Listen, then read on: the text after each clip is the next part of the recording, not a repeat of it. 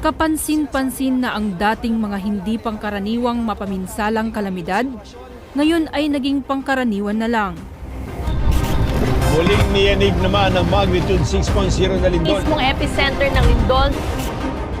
Yan ang nasaksihan ng ating mga kababayan sa mga nagdaang buwan. Walang naligtas kahit isa, pati mga alaga namin nawala.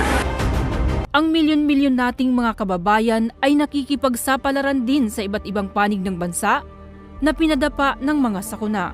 Nakababad po talaga yung mga paa namin, yung upuan. Marami po kaming nasunugan, halos wala po kami na isalba. Wala po kahit isa.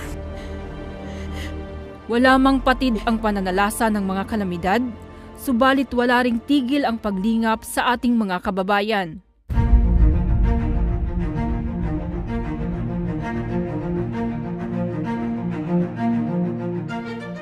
Sa pangunguna ng Iglesia ni Cristo sa pakikipagtulungan ng FYM Foundation at ng mga volunteers, agad na naisasagawa ang mga relief operations sa iba't ibang dako. Pasalamat po dako kay kadawat mi diri sa Iglesia ni Cristo. Salamat ng napakarami po ka Eduardo Manalo. Nagpapasalamat po talaga kami na sila pinipili. Nakatulong po sila sa amin. Marami pong natutulungan ng Iglesia ni Cristo. Nagpapasalamat kami kasi kahit hindi ako nakaano sa iglesia, nakatanggap kami ng tulong galing sa iglesia. Nagpapasalamat ako malaki talaga sa kapatid na Eduardo Manalo.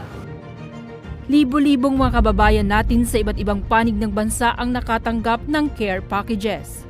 Maraming salamat po sa Iglesia ni Cristo.